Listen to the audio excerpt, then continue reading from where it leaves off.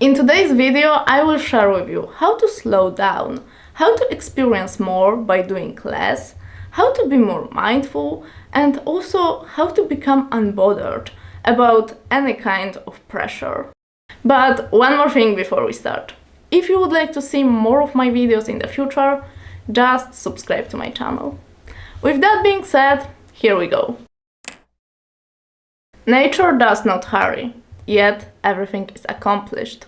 Lao Tzu. Plants grow slowly, seasons of a year change slowly. Animals live their lives slowly. Everything is a process that takes time, and there is no pressure. But you still feel the need to speed everything up, to overwork, to multitask. It may seem to you that you will be behind in life if you don't keep the pace. The pace dictated by others people's expectations, our culture, but also your aspirations.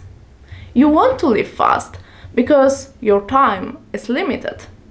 FOMO and the illusion of choice make us think that this is the right way. FOMO, in other words, fear of missing out. It is a very common feeling among people who use social media a lot. So this is a perception that other people are having more fun, that they are experiencing better things than you are, that you are basically having better lives.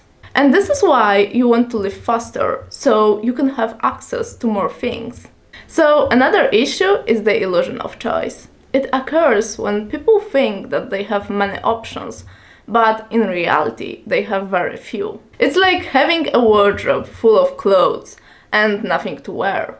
It's like meeting a lot of people and being unable to build a stronger connection with anybody. It's like switching from one movie to another while watching TV. FOMO and the illusion of choice make us think that the faster we live, the closer we are to better things. But it's just an illusion, because living faster doesn't mean living more. Slow living is a concept that can help you to find out what's really essential in your life. Slow living doesn't mean that you should do everything slower, but rather be more mindful about what you do.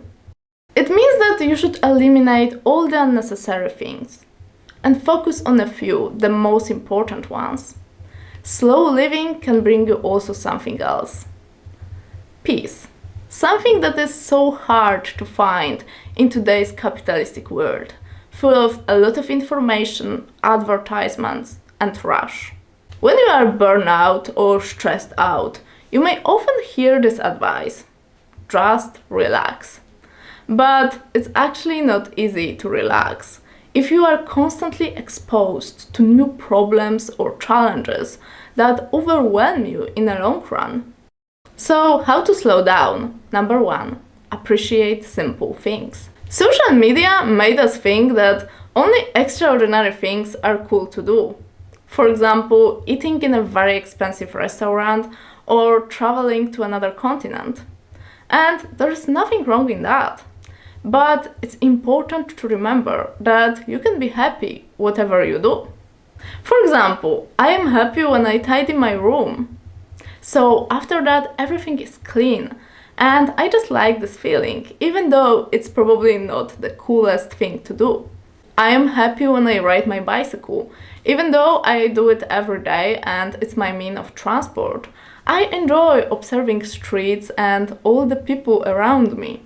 Slow living is about experiences, so whatever you do, be happy about it, because then you can transform the most simple things into the most wonderful experiences. How to slow down? Number 2, simplify your schedule. Have you ever heard about 80-20 rule? So the 80-20 rule is also known as a Pareto principle, and it explains that 80% of your outcomes are delivered by 20% of your efforts. For example, 80% of sleep quality occurs in 20% of sleep. 80% of family problems are caused by 20% of issues. 80% of retail sales are produced by 20% of stores' brands. So a goal of 80-20 rule is to identify inputs that are potentially the most productive and make them your priority. So you can eliminate all your other efforts that don't bring you as much results. So look at your schedule and ask yourself what are the activities that are unnecessary and eliminate them. So you can focus on what's important and maximize it. How to slow down? Number 3. Set realistic goals and take small steps without pressure. Unrealistic goals can make you feel unhappy because then you dream about something that you will probably never achieve. Slow living is all about taking things slow, so you don't have to feel the pressure.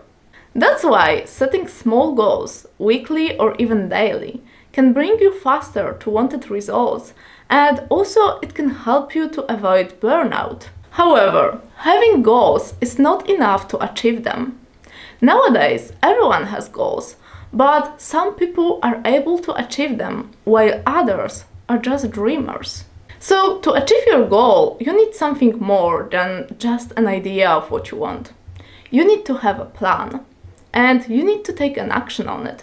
And there's also one more thing. You shouldn't speed things up. So, do all the things that are necessary, but not in a rush. Slow living is not about being unproductive, but it's about taking all the time you need to get where you want to be. So create your plan and take one little step towards your goal every single day, so over time it can become your reality. How to slow down? Number 4. Reflect on your work and on yourself. If you live your life fast, you may be doing many things without reflection.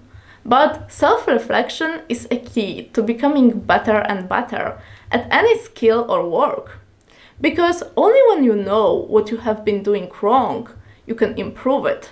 But most people don't even know how to self-reflect because they are not used to it. So the best way to self-reflect is to find a quiet and comfortable place where you can focus without distractions. This could be a cozy corner in your room or a park. You can do it weekly or daily, because consistency is key. Consider keeping a journal dedicated to your self-reflection process. Writing down all your thoughts can help you to clarify and organize your feelings. Ask yourself questions like, how my work could be better, or what is the thing that I should work on? How to slow down? Number 5. Disconnect. According to my research, 47% of Americans admit that they're addicted to their phones. The average American checks their smartphone 352 times per day. 71% of people spend more time on their phone than with their romantic partner. And almost 2/3 of children spend 4 hours or more per day on their smartphones. Of course, those numbers can differ if you don't live in the United States. But if you live in a highly developed country, there are high chances that those numbers are similar. Checking your phone often is pointless, and it's a sign of phone addiction. It can also embrace a feeling that you should live your life faster, because you have access to a lot of information and you just try to catch up. You can also see what your friends are doing without really meeting them, and this is how you can experience FOMO. And you may not even notice that you start living your life in a digital reality where you are actually an addict. So, what's the solution? Should you throw your phone away? Well, I don't think so, because technology gives us a lot of opportunities and benefits. So the solution is to find a healthy balance and use your phone to your advantage, and only when it's necessary. So to do it, spend most of your time with your family and friends and talk to them in the real life. Also, spend some time outside around nature, so you can learn not to feel anxious without your phone. Because most of the information that is there is not that important. If you like this video, I'm sure that you're gonna also like the video that is visible on the screen. So click right here, see you there, and thank you for watching.